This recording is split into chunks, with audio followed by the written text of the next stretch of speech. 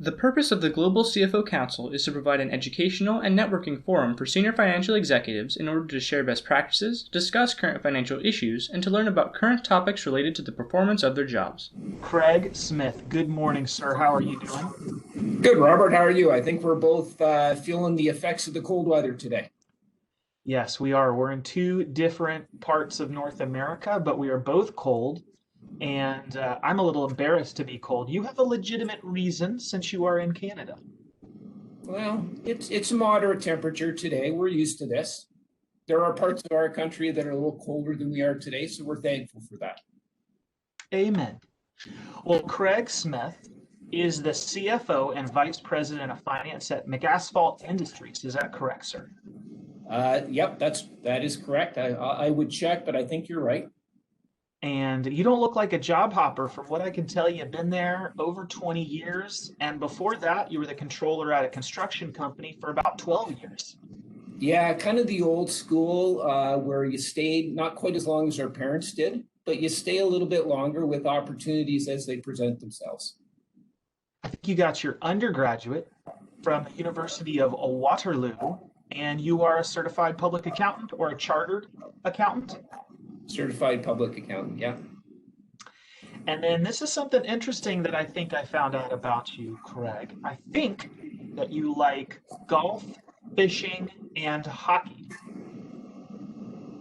Yes, hockey is certainly a sport that we embrace up here more than you might embrace football and basketball and baseball.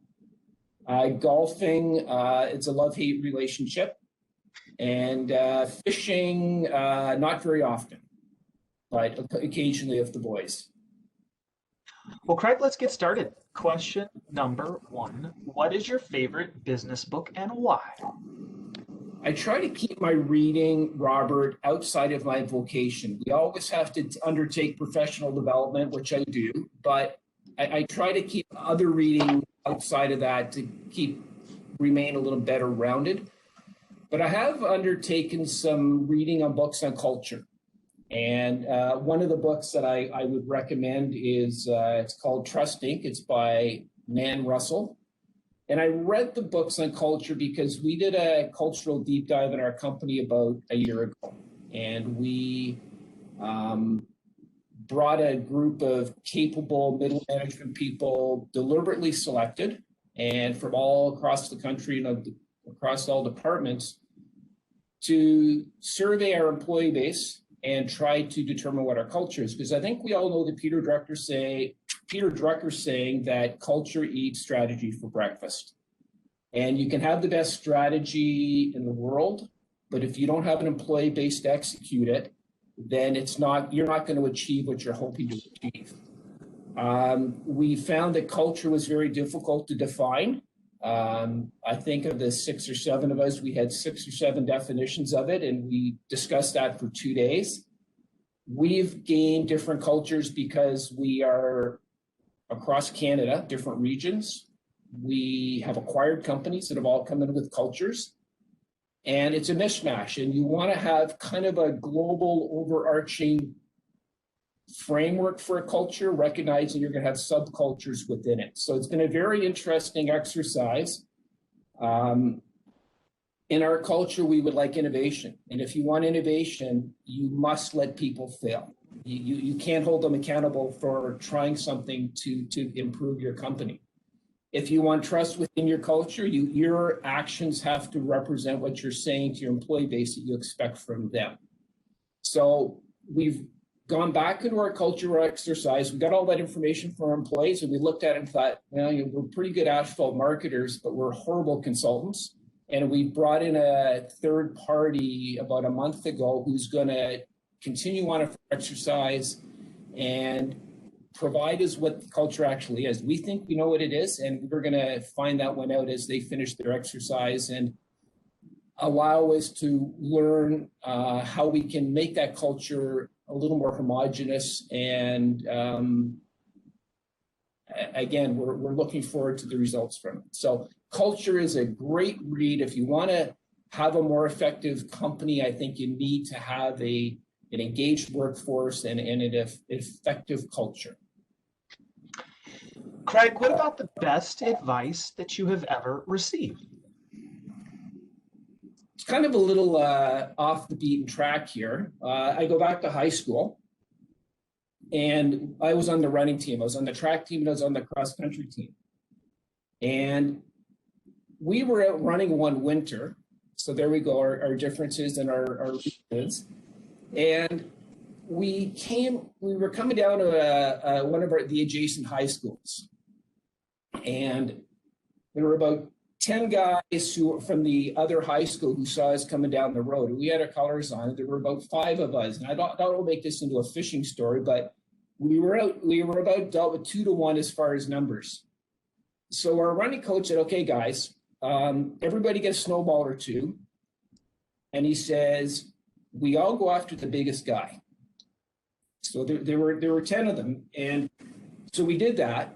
And we come down, we all went after the biggest person who was on that group we're coming to. And he split, and everybody else split.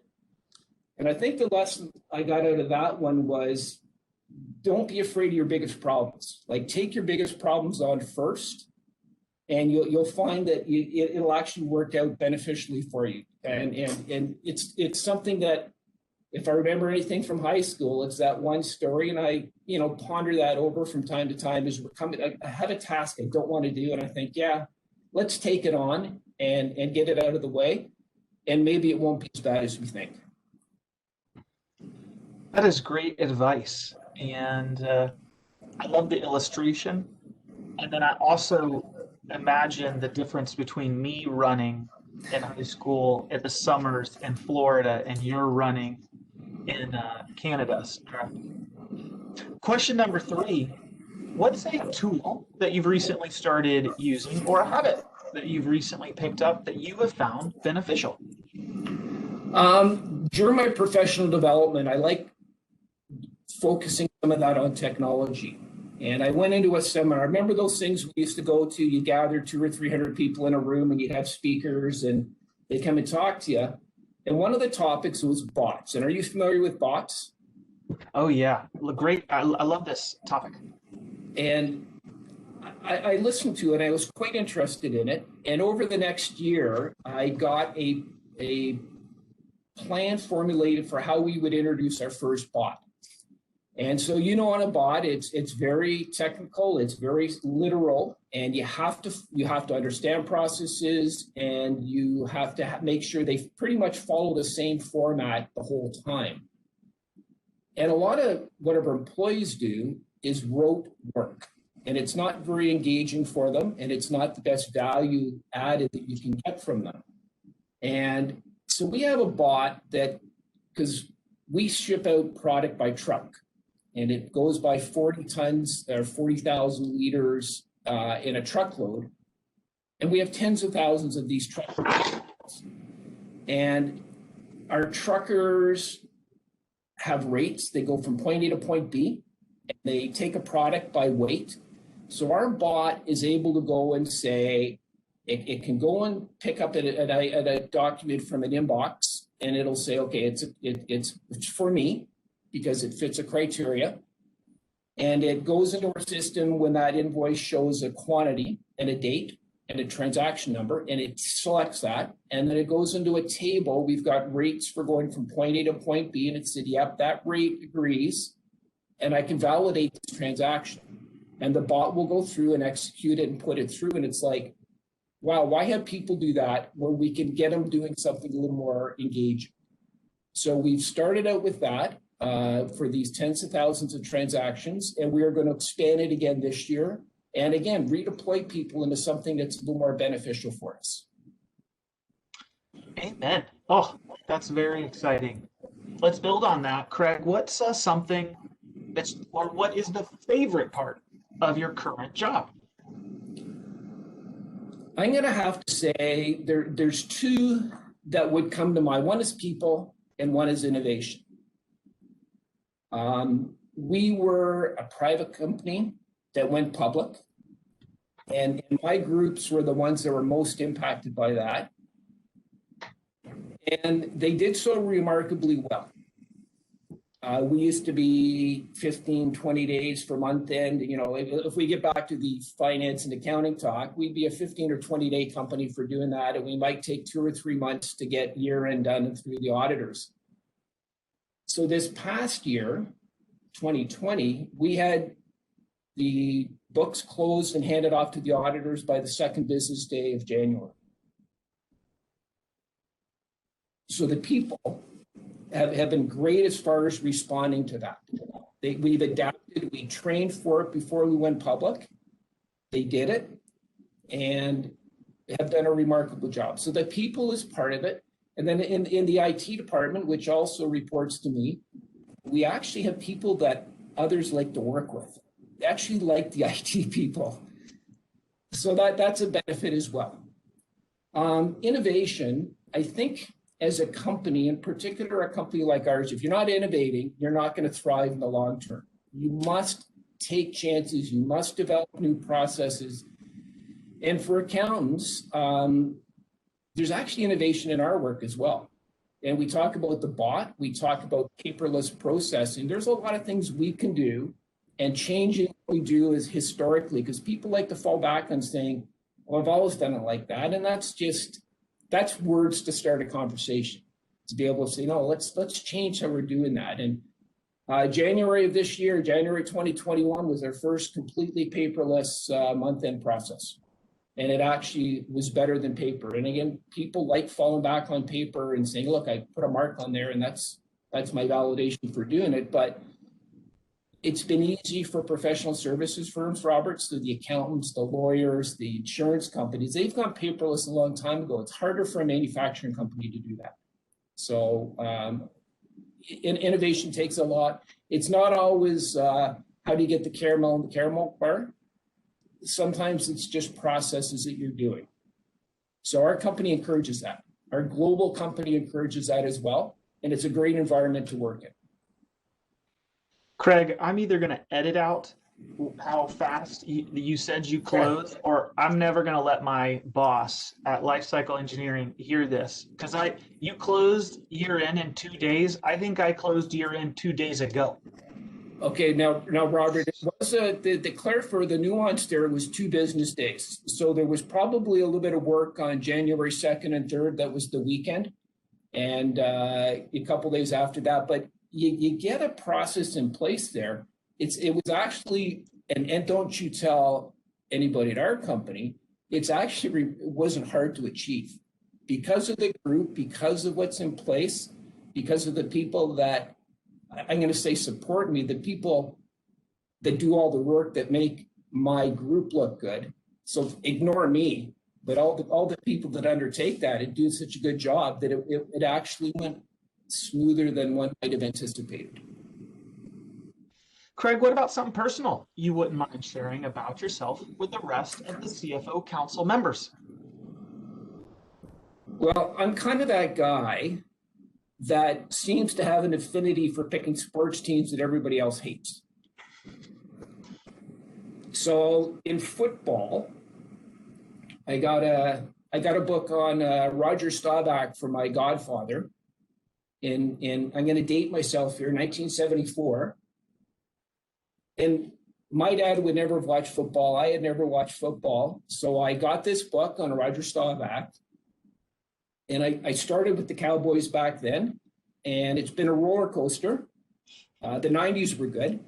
I think 93, 96, 97, they won the Super Bowl. But I have been sticking with them. And if you recall, you may be too young, Robert, but they used to call them America's team. So what way to make everybody hate your team than having that moniker? And the other team that everybody hates, and I mean, I'm from Toronto and I watch hockey, so I naturally am a Boston Bruins fan. Toronto had really bad ownership back in the 70s, and I kind of gravitated away from them. Bobby Orr played a year locally here for a junior A team and kind of followed him through. The reason it's hated in Toronto is because there's been a couple series, and I'm not sure how much you watch hockey, but Toronto collapsed against Boston in a Game 7 Stanley Cup round. Toronto got up 4-1. My neighbor set off fireworks. And then Boston came back, tied it, and then won it in overtime. And they've also lost to Boston in Game 7, I think 2018. They lost to Boston in Game 7 in 2019. Now, what it does do, it generates a lot of good conversation as far as the people. I mean, our entire office are Leaf fans. Most of my family are Leaf fans. And I think if I do a corporate presentation, I wouldn't be surprised if there was an over-under on how long it takes me to get a Boston Bruins logo up on my presentation. Ooh, that's got to make you popular, I bet. I would worry about things getting thrown at me. Yeah, but you are braver than I, Craig. Question number 6, last question. It happened so fast. Craig, what is something I didn't ask, but I should have asked you, and what is your answer to that? Well, I was thinking about that question. It's kind of a fork in the road, Robert. One side says, hey, Craig, you're kind of an old accountant. What do you think about all these millennials coming through the workforce? And the other one is, hey, Craig, you're an old accountant. What do you think about all this technology and the impact? I prefer the technology one. The millennials are great. They kind of bring in a new thinking for us. Technology, as I've talked about the innovation, is really a driving force for our company. So I've already talked about bots. And as we talk about how they can help us, one of the things that's become very important for our company is CSR, corporate social responsibility, right up to our parent company. And by redirecting employees and taking them away from rote processing and getting them to maybe help us develop what our carbon footprint is. So we have a carbon footprint both from the operations of our plants. We have 26 plants across Canada. We have trucking fleet, we have rail cars, and we have 2 vessels that are on the Great Lakes moving our product as well. We move it from terminal to terminal on the Great Lakes. We move product for oil companies. And we're trying to now take that time that we can free up and getting people to better understand or help us understand our carbon footprint. Because when we go now for CapEx within our corporate group, when we go, we're actually in the late stages of getting a new ship approved to be built for 2024.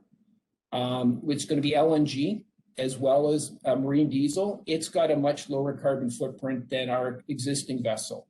So we go and I think the investor relations at our corporate level, at the parent level, way fewer questions about what's in your bank, what were your earnings last year, a lot more on corporate social responsibility. So as a group, we're trying to better understand that. So technology will help us do that by redirecting people's efforts. I mentioned that our group in accounting, we can innovate. We can go paperless. We can change processes. The IT group that I also share responsibility for helps people reach their innovation goals.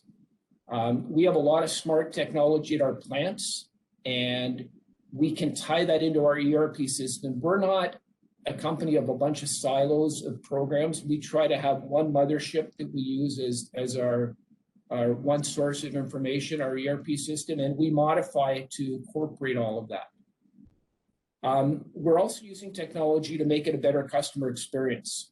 What I would like to see, and I've been working on for a while, is that a truck driver comes to our plant and he or she has a barcode on their phone and they scan it, and that tells the operator what product they need, who it is, what contract it is, instead of having the truck driver, I can't remember, maybe it's for this, maybe it's for that. And it improves their employee or customer experience.